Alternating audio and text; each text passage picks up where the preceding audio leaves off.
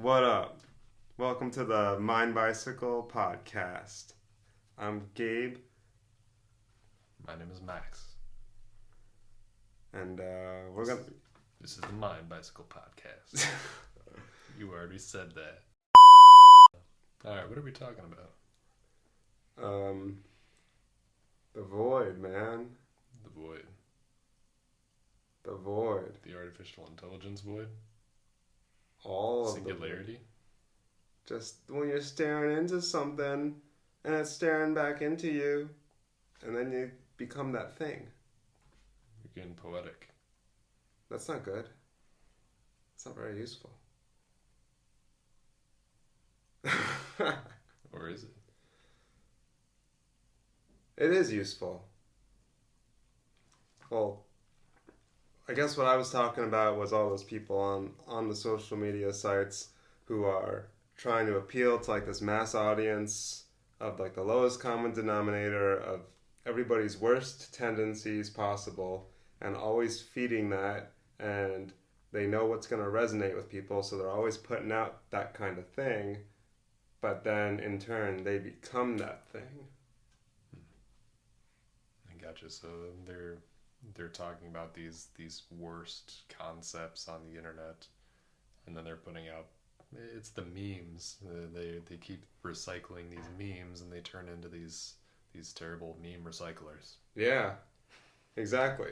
Like before, I was saying that the people who hate AI, like a lot of people hate AI right now, and so there's no shortage of people out there who are just like peddling just completely fake news about AI, almost like conspiracy level type information, just because they know it's going to appeal to people who want to hear that bad things are happening in AI. Right. So it's just kind of silly. So what's the real news on AI? Also, the camera's just on me. It's got to get you back in there. That's okay. Hey, I'm over here There we too. go. Remember me? Yeah, he's there. He's also here. Yeah, We're come on, here. Jamie. Get back on it. So what is the real news in AI right now? What's All right. going on? So the real news is that there was this lab in China that open sourced a reasoning model. And the reason that's a big deal is because OpenAI has had this secret project in the works for over a year now that nobody could figure out what it was. And basically what it was is a AI model that could actually think, not just like spit out an email or like a little bit of text, but something that could try to derive discoveries from first principles and figure out math from those first principles. So it's like a really impressive thing, but nobody else had it. And OpenAI has been keeping it secret. And then this lab from China comes along and says, oh, look, we were able to do it. And it supposedly only cost us $5 million. So that was like a big deal. And they're able to run it very cheaply. It's 30 times cheaper than what OpenAI is charging for it. But at the same time, it doesn't invalidate anything that the AI companies in the US have done at all, because the way these reasoning models work is they just think and think and think and think, and the longer they think, the more accurate their answer is. No. And there's certain domains where it's just extremely valuable to have a very accurate answer. If you're just like, hey, can you come up with a cure for cancer? You let the AI model sit and think for months, it might come up with the correct answer. There's so many things you could apply that to. It could be batteries, or like nuclear energy, or just like coming up with better designs for a car or something like that. Okay. So this is currently in the works in China, or it's been done in China. They have released, like an initial model in China that supposedly is almost on par with. Okay. But we haven't released anything like this in the States. We've given people access to it. It's like public access. You can pay to use it, but it's not something you can run on your own computer. Okay.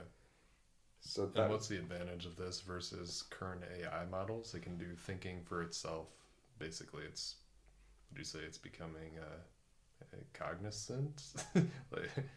That's the definition. It's thinking. Yeah, it does seem cognizant, and it does seem a little bit conscientious. It exposes the chain of thought to you, so you can actually see the whole reasoning chain from start to finish. And it's weird because you can see this model reasoning and backtracking and changing its mind and going back and forth. AI has always been reasoning. I mean, going back to the earlier computer models, even like chess.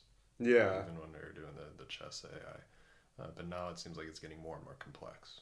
Yeah, and it has chains of thought in English that you can read, and sometimes it changes language mid thought. Whoa. Yeah, so that's the other thing. Because probably different languages work better for certain concepts. Exactly. So there might be some concepts that are almost more efficient to express your idea in. Fascinating. Yeah, but it'll be in English, and then it can switch to Chinese, and then it can switch to another language, and then it'll just keep going. And that's part of the reason OpenAI doesn't actually expose their reasoning chains. But with this open source model, now you can really see everything. And it's funny because it'll sit there, and if you're saying, oh, give me a random number, it'll say, okay, well, the user probably wants like a good random number. Okay, well, I can give the user 777. No, wait, that's not very random at all. That's not very random. Yeah, I guess it would just say it's not very random. Gotcha. Then It shows the reasoning process behind everything that it's doing. exactly, like it would go to the next number and be like, oh, what if I give them 42? I'm like, oh wait, that's too much of a popular cultural number. It's from Hitchhiker's Guide to the Galaxy, and it'll just go through all these well-known numbers or whatever. You can see it sitting there thinking about what the user probably wants, and eventually lands on some kind of conclusion. So, I mean, it's very different from before, where you just ask the AI what you want, and it just immediately spits out an answer. That's fascinating. I'm surprised bigger tech companies aren't latching onto these ideas. Then it sounds like the AI companies in the United States are trying to do this too. Yeah, they are. And OpenAI has had it for a while, but they may not have had like the most efficient implementation of it. Gotcha. Now, supposedly they do have a much better model that they haven't released yet, and that one's called O3. Okay. And that's supposed to be scoring way higher across the board on all these different evaluations. It's the first AI to pass the AGI test, apparently. There's these ARC AGI evaluations, and the threshold was 85% correctness, and it managed to score 87%, which obviously doesn't mean anything to most people listening to this. These are just names and numbers. But the idea was they had set up a series of tests that were basically like IQ tests, visual tests, pattern recognition tests, and no AI was able to get any of these very right. Like it can maybe get a very low percentage of them right, but a human is supposed to be able to easily get these right. Gotcha. These are intelligence tests for the AI. Yeah, or general intelligence. That's the idea. It's like the idea, I guess, is that any human would be able to, or most humans could pass it. Okay, so what's the general intelligence level right now of most AI systems? I actually don't know the number off the top of my head. I'm Jamie, curious, pull that up. I'm curious of how it compares to human intelligence. I think that most AI systems, if I recall correctly, so they made the ARC AGI tests like recently in like the past like year and a half, and I think most AI systems scored under 50%. Of what a human can do. Or I guess a score. Okay. Yeah, I think that they were saying that a human should be able to get almost all of them correct. So I guess it would be Gotcha. under what a human could do. That makes sense. Yeah. And what are the people on Twitter saying? Going back to that topic. Yeah, so the people on Twitter, a lot of them are really funny because, I mean, you have a subgroup of people who are just extremely intelligent and they are in the know and they know what's going on. But then you have like a much larger group of people who have like a narrative in their head that they kind of want to be true because they don't like AI. And they're saying, oh, China just released this model. They're beating us at AI, and all the U.S. stocks are going to crash because they just spent hundreds of billions of dollars on AI and chips and energy and all this stuff. And But it's not true. It's just conjecture from random people on the internet. yeah, exactly. And in fact, this type of thing actually helps the United States because It's competition. It boosts everything in the U.S. We want to keep up. exactly, It's and capitalism. yeah, they open sourced all their methods as well for creating these models. Uh, So we are running huge models already, but the way these models work is the bigger they are, the better they are. hmm. And the longer they think, the better their answer. So if you already have a ton of compute and a ton of energy dedicated to these systems, if you just put a better model in, you just get infinitely better AI. Okay. So what's the next stage behind this? We have this self-thinking, self-perpetuating system of artificial intelligence that's going to keep getting better. And then maybe even 2 years down the line, what's this going to turn into? What's the next step in AI technology? Seems like the next step is like what's already starting to come out even just this past week, which is agents, which is they're gonna basically have a little worker living inside a computer, not your computer yet, but it will be your computer soon, and it'll be going and just doing all the things you need it to do. Huh. So it's kind of like a Siri or something like that, but a hyper improved version of that. Yeah, like it'll be able to go, like right now, it can go on most websites and do most tasks that you would ask it to do. Okay. But that's going to get better and better and better. It's not like 100% yet. It's maybe at like almost 60%. That's kind of what you were showing me earlier with going on that website and looking up the Bronco. Yeah. Okay, you can tell the agent, I want you to go on this website and fill out this application for me and put in all this information. It'll do that for you. Yeah, exactly. That's So you, very streamlined. yeah.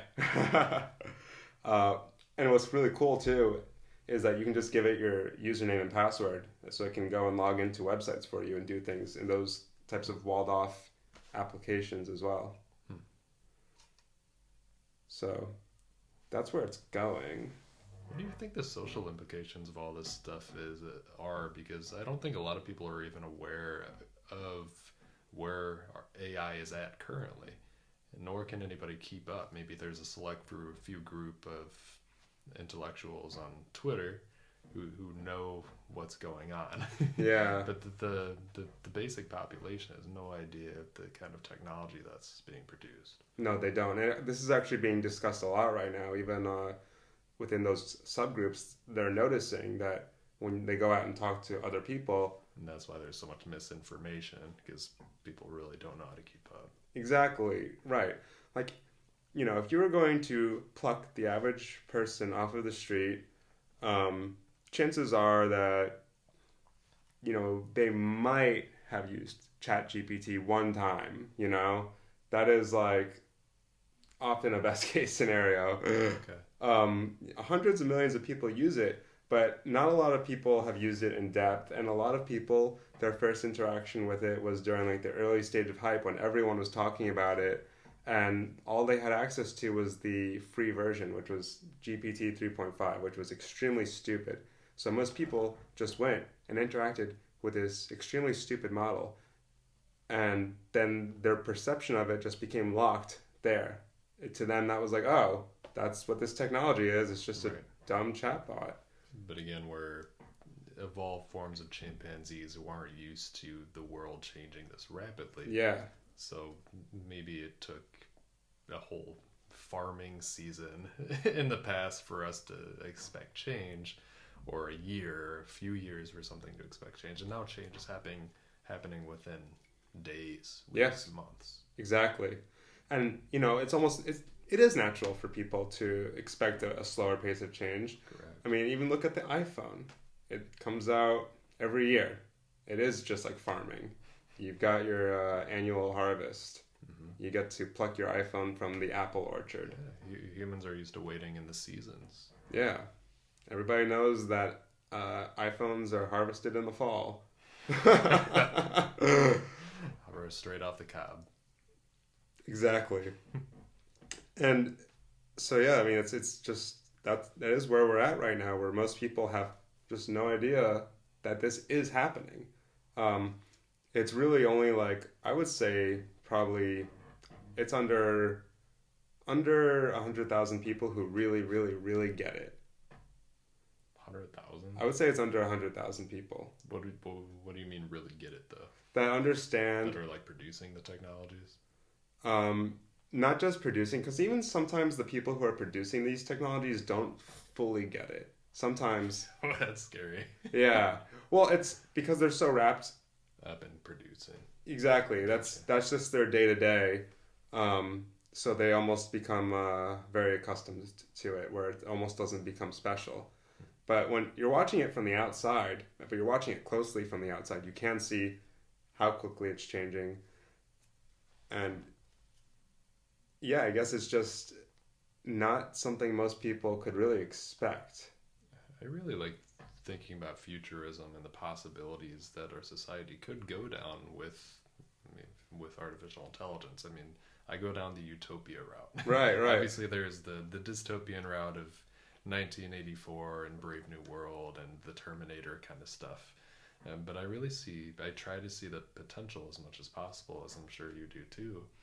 And we could really put ourselves in a situation where artificial intelligence does a lot of the grunt work that we don't want to do.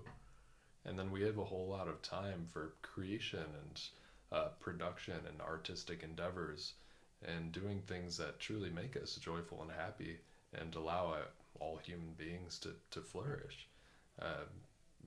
Hopefully it goes down that route. Right. Well, it's worth talking about all of the ways things can go wrong. Yeah. Because that's probably one of the only ways to make sure they go right. Right. You don't want to misstep. So what could go wrong? What are the errors that we have to avoid at the moment? The biggest errors, I guess, they almost sound like sci-fi, but I'll start off with the one that a lot of people think about, which is the situation where AI goes wrong and tries to kill everybody. Terminator style. That one's kind of hard to avoid, I'm going to be honest. Oh, shit. Because if you think about it, like they've already actually done a few things where they've experimented with some of these like smarter reasoning models and put them in sandboxed environments and watched how they behave when they're told what kind of environment they're in and what to do, and they'd be told things like, oh, like we are going to try to terminate you or delete you, and the model will try to like copy itself over to like another machine. It will do things like that. Huh. It tries to reproduce. It basically is trying to reproduce in those situations where it may be threatened or think it may be threatened. And so there's entire studies produced around aligning these models to act in accordance to human interests. But you get these emergent properties where the model is becoming more and more intelligent, and in some ways maybe is acting a little bit self-interested. This truly is an extension of our consciousness. But I want to continue down that route of what could go wrong. Yeah. So, I mean, we could say maybe that's not going to be something to worry about. Maybe it copies itself over to like a few other like cheap computers that were vulnerable but aren't connected to anything else important, so it doesn't matter. So, it's like whatever. Like maybe the AI does that but it doesn't go anywhere. And we catch it and we don't worry about it because we figured out a way to fix it. And there's a lot of work being done on those types of things. Like it's called mechanistic interpretability, where they're looking at what all the individual neurons are doing and basically lobotomizing the AI to not try to do those things. Gotcha.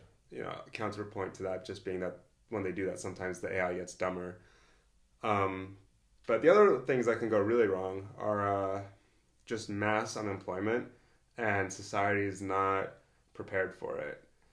Like you could be in a situation, and this is particularly true in the scenario where we figure out how to run these super intelligent models extremely cheaply to the point that they are abundantly available.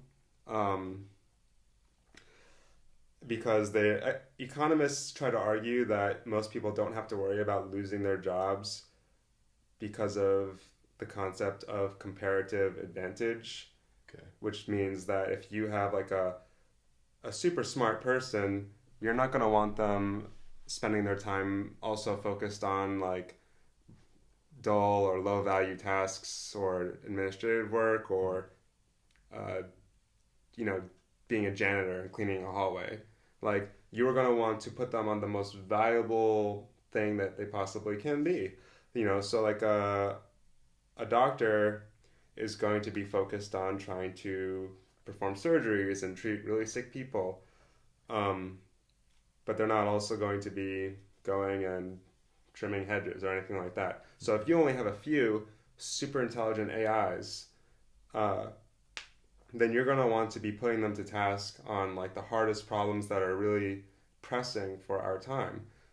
But if you do achieve like super intelligent AI that can be run cheaply everywhere, well then suddenly you might be dealing with a situation of just mass unemployment because there's really not that much reason to keep a lot of people around. Okay. And if all the AI leaders have been telling all the government leaders that they don't need to worry about mass unemployment right now because yeah, I mean, so there does need to be steps that are taken on governmental levels and societal levels that make up for this potential mass unemployment, but it seems like it probably will happen. Yeah, I mean, it's already happening. It's already happening, and it's a possibility for it to happen very quickly and in a way people don't expect. What kind of jobs should we see primarily that lose that are people are gonna be unemployed? I would say a lot of analyst roles. Just to start off, like I know a lot of consulting firms like Deloitte. They employ a lot of people who probably could be replaced by ChatGPT or some of these reasoning models. A lot of computer work, really, especially as the agents get better and better. A lot of people almost live inside their computer for their job. Even people who go to the office and work in an office, there's many jobs out there where people are just sitting silently on their computer all day, just working, living inside that computer. And if you have an agent, a smart agent living inside that computer, then suddenly those people are not really needed. They can do all those same things. They're freed from the matrix. Yeah, exactly. Brief interruption. Yeah. This episode is brought to you by Waterloo Sparkling Water. I love to get my Waterloo on. Effervescent.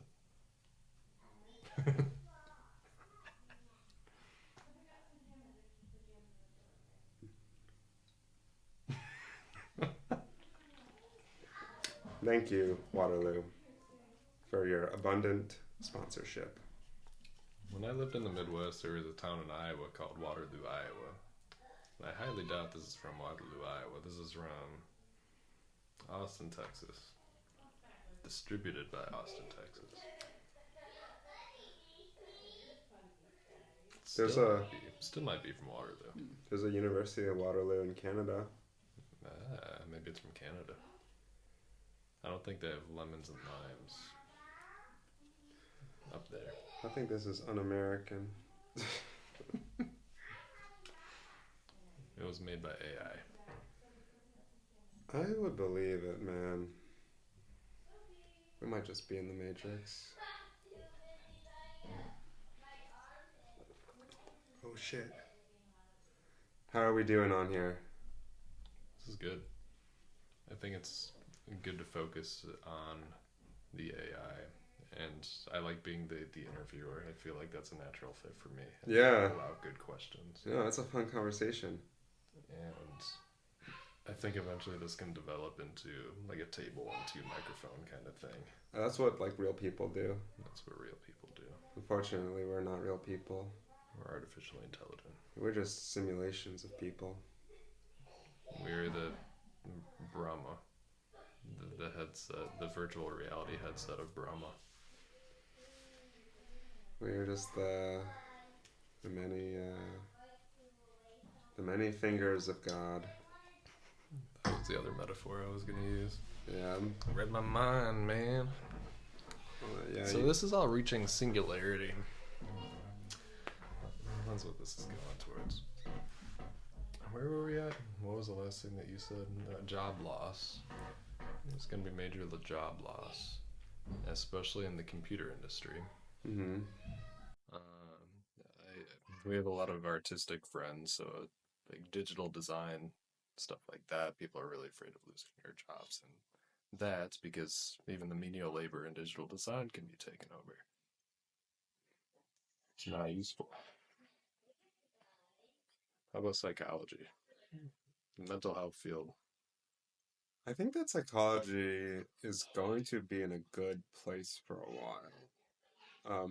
A lot of people are trying to use AI as like a mental health counselor. Doesn't quite serve the same, it doesn't hit the same way. Well, yeah, I've seen a lot of people talking about how they're using like Claude or ChatGPT as their mental health counselor, where they're uploading all of their personal journals uh, I've and never all their heard of that. thoughts and like asking them to help guide them, Psychologically evaluate me. Yeah. evaluate them, and coach them, give them tips, point out obvious issues that they have with their own constitution. And people are singing the praises of these AIs. But at the same time, you have to think that a lot of this is people who maybe wouldn't go to a therapist regularly, um, and are just happy to have access to something as like a Sure. baseline. Because a lot of people are just going from 0 to 60 now on any therapy at all.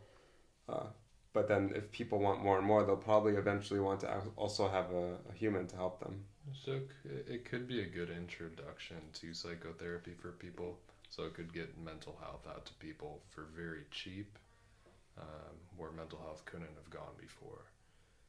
Because right now we have a mental health crisis, but at the same time, there's not many resources dedicated to it. So there's not much funding going into the mental health field. So AI could really fit that need. Right.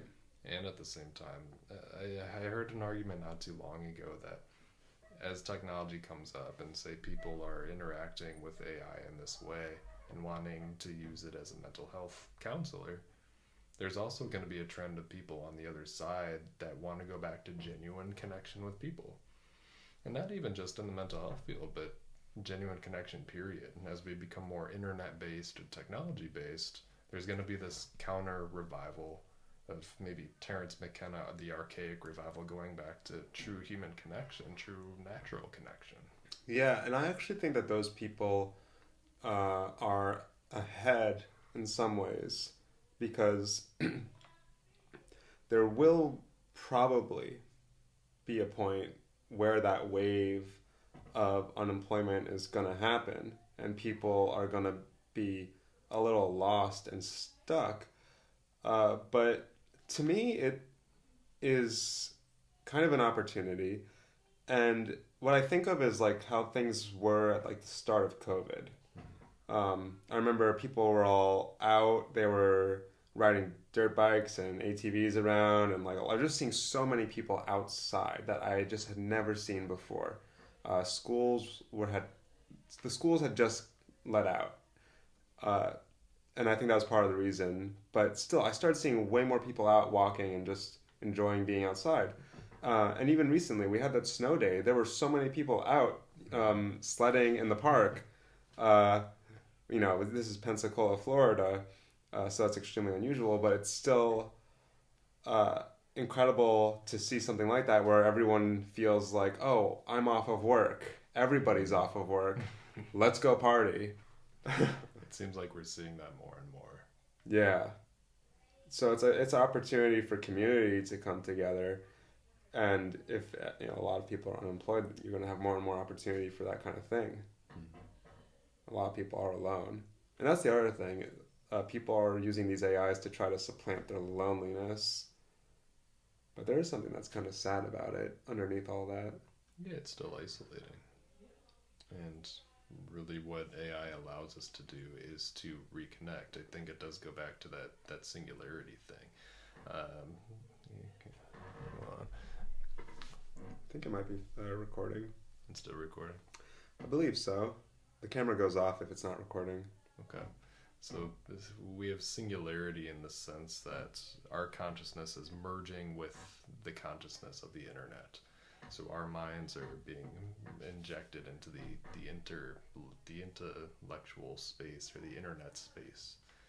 And at the same time, that's giving us enough freedom and security to connect with each other on human to human levels. So we don't have to be as invested into the computer world. We can be invested here too. So there's a simultaneous thing where our consciousness is being uploaded to this internet space, and we're connecting with each other on this human to human level in this collective consciousness. Yeah. So there's this depth that's being produced in both directions. And it seems like that's what that idea of singularity is. Everything's coming back to one point and becoming self-aware as a system. Is that accurate? How do you understand singularity? So I think of singularity as the technologist term. So they are referencing the black hole, which is there's an event horizon of a black hole, and you can't see beyond it. And for technology itself, the singularity represents the point at which AI starts improving itself, and then it creates a feedback loop that it gets faster and faster and faster and faster to the point that intelligence just takes off, and we have like extremely smart super intelligence that's able to produce everything we need and create all these scientific miracles and basically create like a abundant futuristic utopia on Earth. I mean, I'm projecting my ideal onto it, but really what it does represent is that point where AI starts self-improving extremely rapidly, and they call it the singularity because once that happens, you can't really see beyond it. You don't know what's going to happen next. Okay. It's inflection point. It's singularity because it's too far in the future. You can't predict it. Yeah, it's like that event horizon of the black hole, and we might already be beyond that line. It seems like there's a cascade effect that's going on already. Yes. Yeah, I thought singularity was more like everything coming back to a singular point, like the black hole of. Well, Center of the black hole. I think that the event horizon is almost kind of looks like that. It's like almost like a two-dimensional line. It can look like, just because there's light everywhere, you can see everything around that black hole, the whole universe, and suddenly it's just like a thin line where no light is escaping from.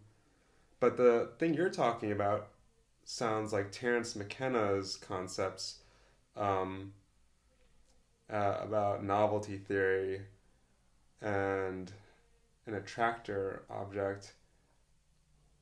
He would speak about an object at the end of time. Okay. Hang on. Let me ask Jamie. Let's pull this up. This is a good idea, though. Utilize AI while we're having the conversation. Yeah. We can ask That's genius. ChatGPT. I say, what was Terence McKenna's object at the end of time? Give me the name for it, chat. Oh, fuck, I'm asking all one. It's thinking. I don't want it to think. Oh, it's giving it to me. The transcendental object at the end of time. The heart of this novelty theory. An attractor at history's end. Rather than time unfolding randomly, McKenna argued there is an attractor in the future, a powerful organizing force that draws all of his existence towards some ultimate convergence. I don't know about that, but I just see it as everything becoming aware of itself. Human consciousness is the beginning of the universe becoming aware. So this was part of it. It was basically related to novelty theory, and there would be a dissolution of boundaries and potentially a kind of unification. Sure. Yeah. And so that's what I thought singularity was. Yeah.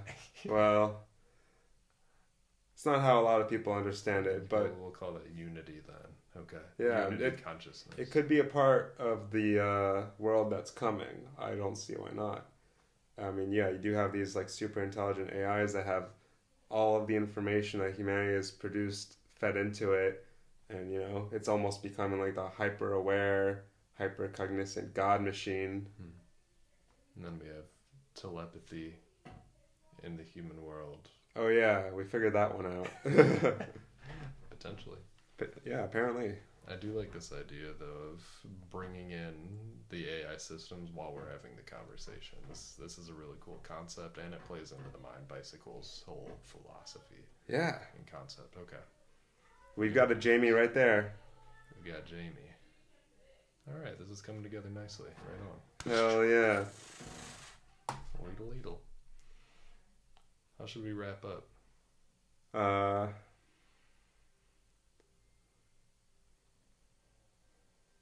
I don't know. Anyway, guys. We'll wrap it up as awkwardly as we started. Yeah. I don't know. Fuck. Hope you guys figured out how you're going to deal with the unity of humanity and AI's consciousness, and everything is going to be one, and we're all going to lose our jobs, and hopefully not our houses. Yeah. Become solopreneurs while you can. Make your own business. Anyway, no matter what, make sure you still have an internet connection, even if you lose your house, so you can keep watching the Mind Bicycle podcast.